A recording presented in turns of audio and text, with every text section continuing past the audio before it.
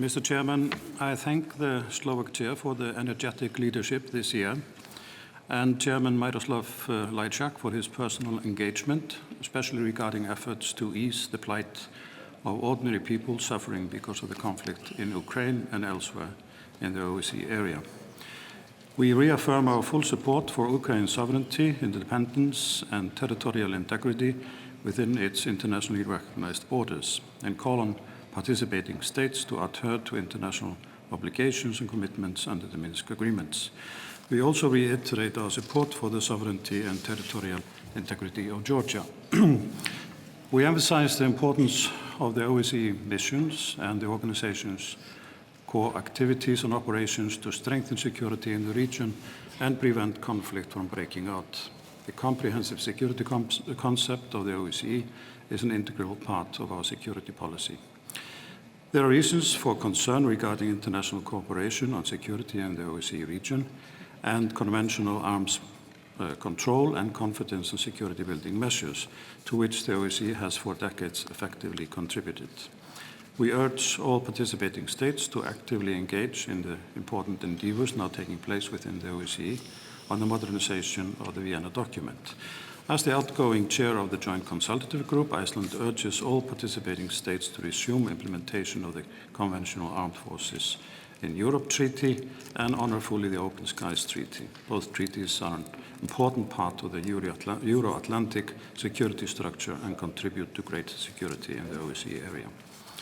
The issue of non-proliferation of conventional arms should remain high on our agenda, as the agreed measures in the field of small arms and light weapons demonstrate.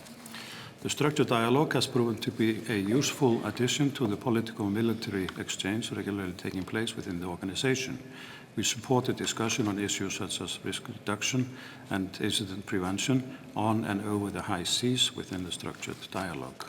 While fostering the important instruments already in place, participating states need to come to terms with new challenges and threats to security, such as hybrid threats aimed at destabilizing democracy and security. We must show vigilance in preserving our democratic and pluralistic societies, which are being threatened by forces which do not tolerate democracy, human rights, freedom of thought and expression. We support the OSCE work on counterterrorism, transnational threats and border security. We have wholeheartedly supported the Slovak emphasis on energy security and called for energy efficiency through new technology and digitalization and the increased use of renewable energy, especially geothermal energy, in the overall energy consumption, benefiting future generations. The OSCE needs to be an integral part of the global UN Agenda 2030 and contribute to achieving the Sustainable Development Goals. We are fully committed to human rights, gender equality, the protection of children, and the rights of LGBTI individuals. Entering an important anniversary year for women's rights, we call for an effective implementation of the UN Security Council Resolution 2030 on women, peace and security and subsequent resolutions. We put emphasis on the election monitoring of ODIHR and the work of all three independent institutions in strengthening democracy, human rights, freedom of the media and rights of minorities. Finally, Mr. Chairman, I wish Albania every success in chairing the OSCE in the year 2020 and thank Slovakia for the hospitality here in Bratislava. Thank you.